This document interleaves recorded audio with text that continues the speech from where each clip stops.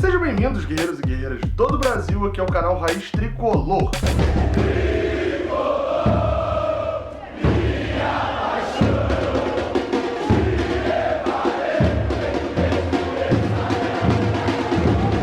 Eu sou o Gabriel Amaral e hoje você está vendo aqui mais um vídeo do Giro de Notícias. Hoje é dia 14 de janeiro de 2019 e eu fiquei nos últimos 2 dias, não postei vídeo aqui no canal. E aí você pode estar se perguntando, não, por que não postou? Então, simplesmente eu estava muito cansado, não tinha condições de postar vídeo. Tava tentando terminar o Sessão Memória a tempo, não deu tempo, obviamente você sabe, né? Se não foi postado e também não tá aqui nesse dia, né? Na segunda-feira, é porque não deu tempo de terminar. Mas enfim, espero que durante a semana eu consiga terminar essa Sessão Memória e consiga, assim, voltar ao ritmo normal. Eu parei 2 dias, achei melhor não gravar, porque ia gravar com uma qualidade mais baixa também, não teve tanta notícia relevante. Agora, hoje não, hoje tem notícia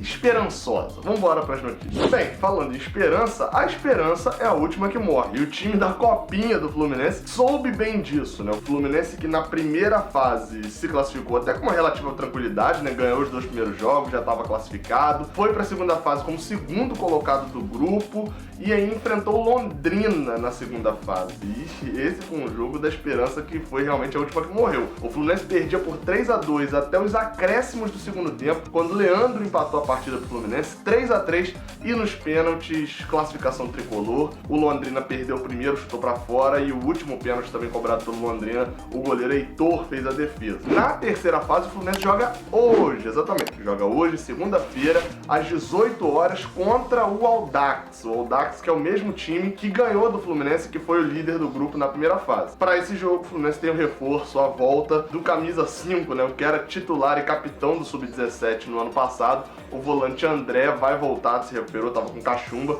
e se recuperou e estará de volta no jogo desta segunda-feira. Outra notícia é sobre Marquinhos Gabriel. Você pode pensar, de novo Marquinhos Gabriel e tal? Então acho que vai chegando ao final a novela Marquinhos Gabriel e Fluminense, né? Ele rescindiu com o clube, com o Al Nassr, né? Clube lá da zona árabe, né? Do mundo árabe, como alguns chamam. Ele rescindiu com o clube, estava emprestado pelo Corinthians. Agora, na teoria, ele voltaria para o Corinthians, mas ele deve ser negociado. E aí o Grêmio tem interesse nele, eu já falei sobre o interesse do Grêmio no Marquinhos Gabriel aqui, né? Tem o problema ali de quem pagaria o salário num possível empréstimo. E o Atlético Paranaense também tem interesse, além dele já estar negociado com o Fluminense, na teoria. Porque qual é a história? O Fluminense vendeu o Sornosa e além do dinheiro que o Fluminense vendeu o Sornosa, ainda teve mais 2 jogadores, Moisés e Marquinhos Gabriel. Caso esses 2 jogadores não viessem pro Fluminense, o Fluminense receberia uma compensação financeira.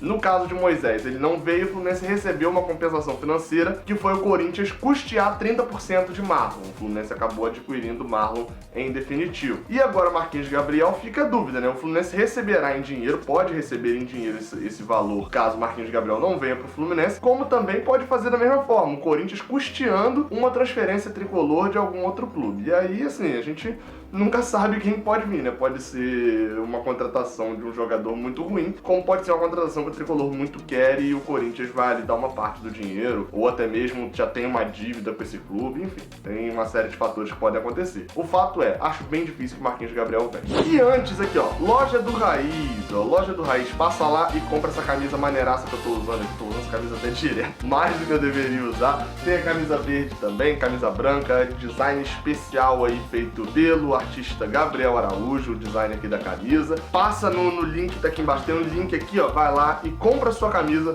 garante esse manto do Raiz Tricolor enquanto tem todos os tamanhos, né? Porque daqui a pouco acaba e fica, por que não tem mais G? G sempre acaba rápido, você precisa encomendar, você vai encomendar mais?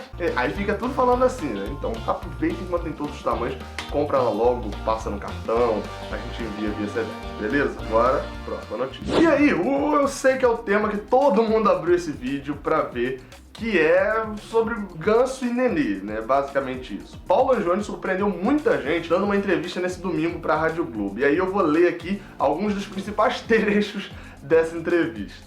Por exemplo, ele falou o seguinte, ó: não foi a gente que procurou Nenê e Ganso, eles é que nos procuraram. Bem, ou seja, isso a gente já tirou a conclusão. Eles dois querem sair do clube que estão. Esse pra mim é a maior conclusão e faz sentido realmente. Nenê não quer ficar pra ser banco no São Paulo e Ganso quer voltar ao Brasil pra ter um destaque maior do que ele tem na segunda divisão da França. Eu acho mais fácil que Nenê tenha sido realmente oferecido pro Fluminense, né, ó, Nenê pro Fluminense, do que provavelmente Ganso. Ganso pode ter sido oferecido por vários clubes para vários clubes do Brasil, né, sondando onde ele poderia jogar, etc, porque ele tem muito mais mercado do que o próprio Nenê, um jogador mais jovem do que Nenê já tem 37 anos.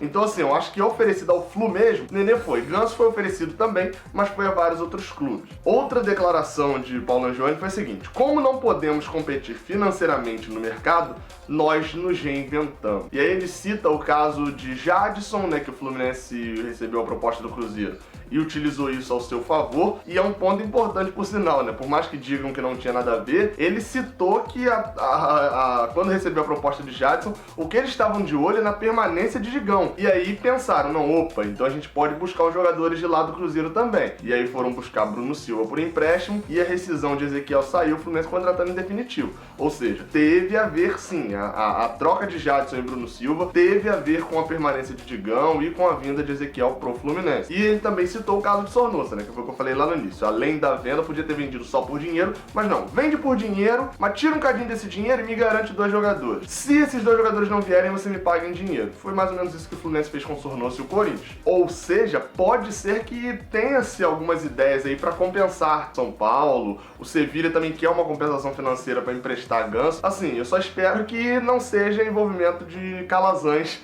para emprestar Nenê realmente, né? Espero que o Fluminense não esteja pensando nessa hipótese assim como São Paulo queria. Outra declaração de Paulo Angione: o Fluminense está trabalhando dentro do seu limite. E aí isso eu acho importante porque, né, tem muito se falado no teto salarial do Fluminense, 150 mil, que é o máximo que paga, etc. E aí, assim, muita gente critica esse teto salarial. Tá errado. Esse teto salarial eu acho certo para consertar as finanças. O erro não é o teto salarial. O erro foi cometido lá atrás, dispensando Cavalieri, dispensando Henrique daquela forma. Enfim, as várias dívidas contraídas pelo clube de forma até algumas ridículas, e agora que faz com que a gente tenha que precisar ter um teto. Ah, mas se a gente contratar uns jogadores, disparar os salários e contratar, a gente vai fazer isso e não vai ganhar Sul-Americano, não vai ganhar merda nenhuma, porque essas competições acabam no final do ano. Vai fazer o quê? Vai custear 12 meses de salário? Vai encher o clube de empréstimo? Fazer o quê? Ah, mas dinheiro chama dinheiro. Em termos, se você pagar os jogadores, eles vão jogar pra chamar dinheiro.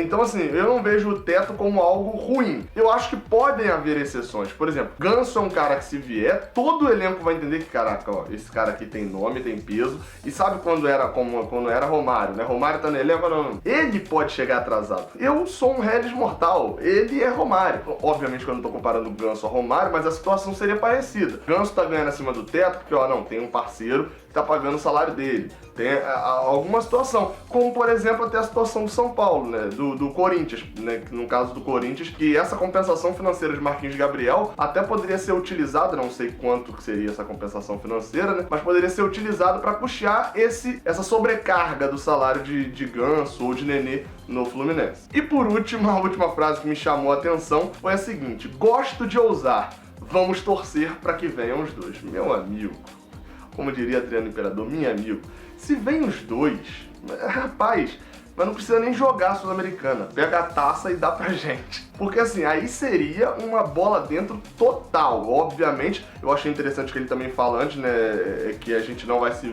pra fora dos limites.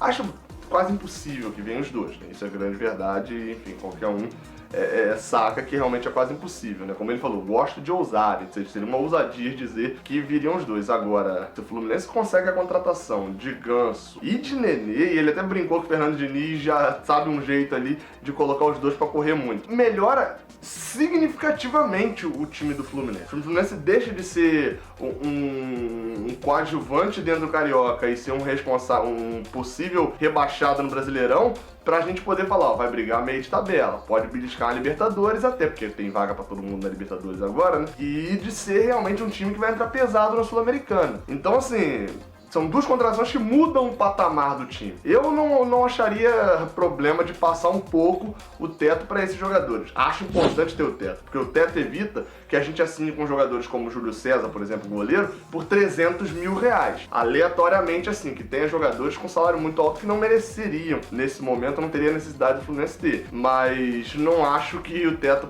precisa ser algo tão rigoroso a ponto de chegar o Pelé no Fluminense pra mim assim, putz, queria jogar, eu não sei imitar o Pelé, mas enfim, ABC, queria jogar aí, tem como? Mas meu salário é 200 mil.